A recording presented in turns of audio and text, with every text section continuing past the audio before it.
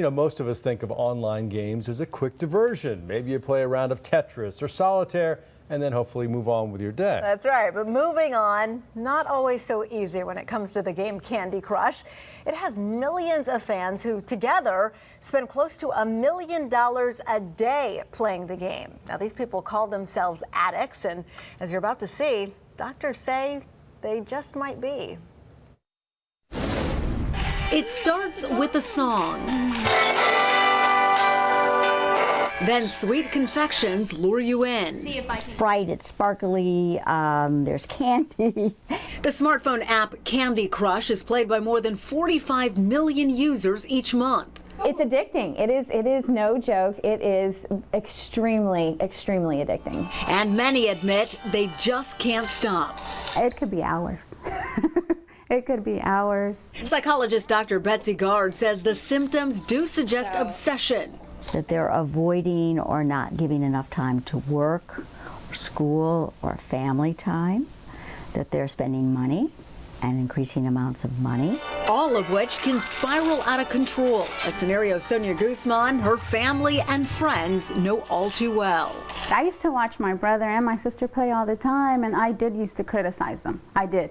And then once I tried it, I was like, oh, okay. Lining up candies, avoiding bombs, and climbing sugary levels became too tasty to resist.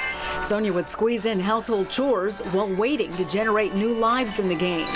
Whenever they're like, oh, well, come back, in 27 minutes, then I'm like, oh, let me cook while I get my life back. And it's hard. Sonia says she had to take a hard look at her habits after a conversation with her son.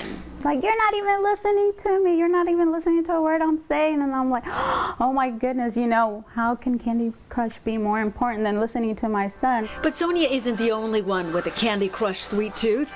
The game's manufacturer reports earnings of $675,000 a day from players purchasing extra lives and access to the next level.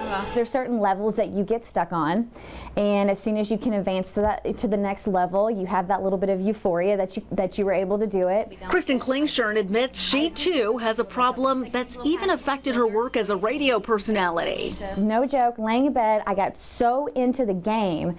The next thing I do, I look at the clock. I have 15 minutes to get my butt to the studio, otherwise I was going to miss an interview with Disney star Zendaya. And I'm like, this is starting to affect my life. That's when you know you have a problem and you gotta cut back. She pokes fun at herself in this song she wrote. Got that Candy Crush sickness. But psychologists warn this may not be funny at all. Games like Candy Crush are being scientifically researched. We may find out that it is truly like any other addiction, drug or alcohol addiction, that in fact in time we may say it is a true addiction. A concerning element, the real money people are spending, in some cases thousands of dollars. It may be that they need some professional help, because sometimes we find people are not dealing with the stresses of their lives and they're turning to these games. Pretty intense. Well, most people can self-regulate and can pull back from Candy Crush, but there are those who really do need help. So if you do, you can go to myfoxatlanta.com and find a link to professionals who are trained to treat this problem.